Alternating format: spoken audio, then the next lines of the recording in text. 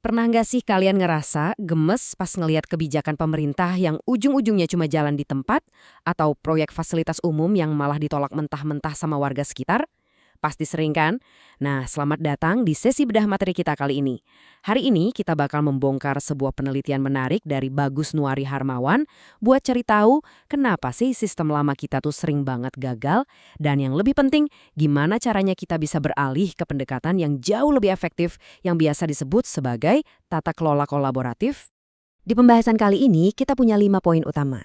Kita bakal mulai dari melihat kegagalan model tradisional, terus faktor apa aja yang mendorong kita ke era kolaborasi, apa sih sebenarnya definisi tata kelola kolaboratif itu, apa 4 komponen utamanya, dan terakhir, dampak serta hasil nyata dari kolaborasi ini. Oke, kita langsung masuk aja ke bagian pertama, kenapa model tradisional kita mulai runtuh dan gagal menjawab tantangan zaman. Secara historis, kita ini sebenarnya terjebak di antara dua model lawas. Di satu sisi, ada model adversarial atau konfrontatif. Model ini tuh prinsipnya murni winner takes all, alias yang menang ambil semuanya. Akibatnya, sering banget terjadi kebuntuan kebijakan dan ujung-ujungnya malah berantem di pengadilan yang makan waktu dan biaya mahal banget. Nah, di sisi lain, kita punya model manajerial. Ini tipe birokrasi klasik yang dikuasai sama para ahli. Masalah utamanya, partisipasi publik di sini minim banget dan akuntabilitasnya rendah. Jadi, keputusan tuh turun dari atas ke bawah. Seakan-akan pemerintah selalu tahu yang terbaik, padahal warga lokal yang kena dampaknya malah nggak dilibatkan sama sekali. Kalau kita bayangkan, model adversarial itu pada dasarnya menciptakan situasi yang super kusut. Ibaratnya kayak benang yang saling melilit dan susah banget diurai. Berbagai kelompok kepentingan terus-terusan bersaing, bikin polarisasi makin tajam di masyarakat. Dan sedihnya, pada akhirnya nggak ada satu pihak pun yang benar-benar menang, karena solusi nyatanya nggak pernah terwujud. Lanjut ke bagian kedua. Kalau sistem lama udah nggak mempan, lalu faktor apa aja yang memaksa kita buat berubah? Menurut pakar bernama Ansel dan Gesh, ada beberapa pemicu utama yang secara harfiah mendorong kita untuk berkolaborasi. Pertama, kebijakan top-down tuh udah sering banget gagal gara-gara resistensi dari bawah. Kedua, regulasi gaya lama itu biayanya terlalu tinggi dan kaku banget. Tapi poin yang paling menarik buat saya adalah soal pengetahuan yang makin kompleks dan rasa saling ketergantungan. Zaman sekarang masalah itu dinamis banget. Pemerintah udah nggak bisa lagi akting jadi pahlawan super yang kerja sendirian. Mereka butuh spesialis, butuh swasta, butuh warga. Karena sekarang ini kita benar-benar hidup di era turbulensi kebijakan. Masuk ke bagian ketiga. Biar kita punya pemahaman yang sama, mari kita definisikan dulu solusi dari masalah-masalah tadi. Jadi, apa sih sebenarnya tata kelola kolaboratif itu? Balik lagi ke Ansel dan Gash, ini tuh bukan sekedar ajakan ngopi bareng atau diskusi santai ya. Ini adalah sebuah pengaturan yang sangat formal. Jadi, lembaga publik secara langsung mengundang aktor non-negara kayak pihak swasta atau masyarakat sipil buat duduk bareng di meja pengambilan keputusan. Dan kuncinya ada di sini.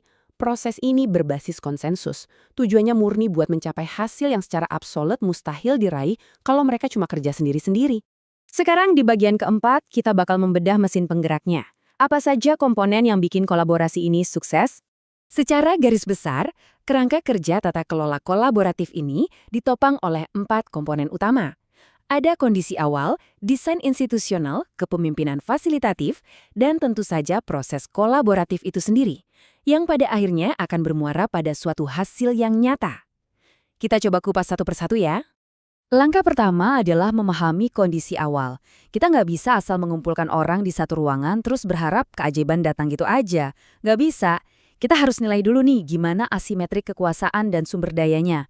Siapa yang paling punya kuasa? Apa sih untungnya buat mereka ikutan proses ini? Dan yang paling penting, gimana sejarah hubungan mereka? Apakah sebelumnya udah ada rasa saling percaya? Atau jangan-jangan ada riwayat konflik masa lalu yang harus diberesin dulu sebelum kolaborasi bisa benar-benar jalan? Kalau kondisi awalnya udah dipetakan, kita beralih ke komponen kedua, desain institusional. Gampangnya, ini soal bikin aturan main. Biar kolaborasinya sukses, partisipasinya harus inklusif. Semua suara yang berkepentingan wajib didengar. Terus, aturan dasarnya harus super jelas dan transparan. Bayangin aja, misalnya pas mau bangun jalan tol baru. Warga, kontraktor, sama pemerintah itu butuh lingkungan yang terstruktur. Aturan main yang jelas ini bakal nyiptain ruang aman buat semua orang ngomong tanpa takut. Jadi kelompok yang kecil nggak akan merasa diintimidasi sama pihak yang lebih besar. Terus kita masuk ke komponen ketiga, dan sejujurnya ini yang sering banget jadi penentu sukses atau enggaknya sebuah proyek, kepemimpinan fasilitatif. Kalau di model lama, pemimpin itu gayanya kayak diktator yang cuma ngasih perintah. Nah, di sini pemimpin itu perannya sebagai mediator. Tugas utama mereka bukan memaksakan ego, tapi membangun kepercayaan antar pihak, mendinginkan suasana kalau ada konflik yang pastinya bakal muncul, dan mastiin integritas prosesnya tetap lurus. Pemimpin di sini tugasnya memberdayakan orang lain. Dan jantung dari seluruh kerangka kerja ini adalah proses kolaboratifnya itu sendiri. Menariknya, proses ini tuh bukan sekedar garis lurus yang kaku dari titik A ke B, melainkan sebuah siklus dinamis yang terus berputar dan makin menguat seiring berjalannya waktu. Siklus ini berawal dari ngobrol bareng, alias dialog tatap muka. Nah, dari dialog ini bakal tumbuh sesuatu yang sangat mahal, kepercayaan. Dari rasa percaya, muncullah komitmen terhadap proses tersebut. Komitmen ini pada akhirnya ngebawa semua pihak ke sebuah pemahaman bersama soal masalah yang lagi dihadapi. Dari situ, boom, lahirlah capaian-capaian antara atau yang biasa disebut small wins. Kemenangan-kemenangan kecil ini nantinya bakal jadi modal buat memperkuat kepercayaan di putaran dialog berikutnya. Ini tuh feedback loop positif yang luar biasa banget. Terakhir, di bagian kelima, mari kita lihat apa sebenarnya hasil akhir atau produk nyata dari mesin kolaborasi yang udah kita bangun tadi. Teman-teman, jangan pernah meremehkan yang namanya small wins, alias keberhasilan-keberhasilan kecil. Ini tuh bukan sekedar bonus loh. Ini adalah bukti nyata yang memvalidasi kalau usaha kolaborasi kita itu berhasil. Kemenangan kecil ini memicu pencarian fakta bersama dan bikin perencanaan strategis kita jadi jauh lebih solid. Seiring perjalannya waktu, kelompok ini bakal membentuk siklus mandiri yang tangguh, di mana mereka udah siap banget buat ngeberesin masalah yang skalanya jauh lebih besar, karena fondasi kepercayaannya udah sekuat baja. Oh ya, penting juga buat dicatat kalau tata kelola kolaboratif ini tuh punya semacam kemiripan DNA dengan networking governance atau tata kelola jaringan. Keduanya sama-sama sadar kalau buat ningkatin kinerja di era modern ini, kita harus pintar-pintar mengelola ketergantungan sumber daya, mengatur dinamika kekuasaan, mengandalkan kepemimpinan yang merangkul, dan di atas segalanya terus memupuk rasa saling percaya.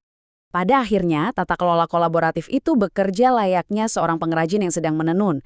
Proses ini mengambil berbagai benang yang beda-beda. Ada pemerintah, swasta, masyarakat sipil, sampai para ahli yang pastinya punya warna dan tekstur sendiri-sendiri. Daripada dibiarin kusut berantakan, proses ini justru menenun semua benang tadi menjadi satu kesatuan yang fungsional, tangguh, dan tentunya indah. Nah, kita udah ngebahas tuntas soal mekanikanya. Dan kenapa gaya konfrontatif yang lama tuh mendingan ditinggalin aja. Sekarang, tantangannya ada di kalian. Coba deh perhatiin lingkungan sekitar kalian. Mungkin ada proyek fasilitas umum, taman kota, atau urusan tata kota yang lagi mandek. Mengingat kolaborasi sejati itu butuh banget rasa percaya, kepemimpinan yang fasilitatif, dan kerelaan buat berbagi sumber daya, kira-kira di area mana nih di daerah kalian, sistem tradisionalnya gagal, dan gimana kalian bisa mulai nerapin prinsip kolaborasi ini buat mecahin kebuntuan tersebut? Coba direnungkan ya. Terima kasih banyak udah ngikutin sesi bedah materi kali ini, dan teruslah belajar.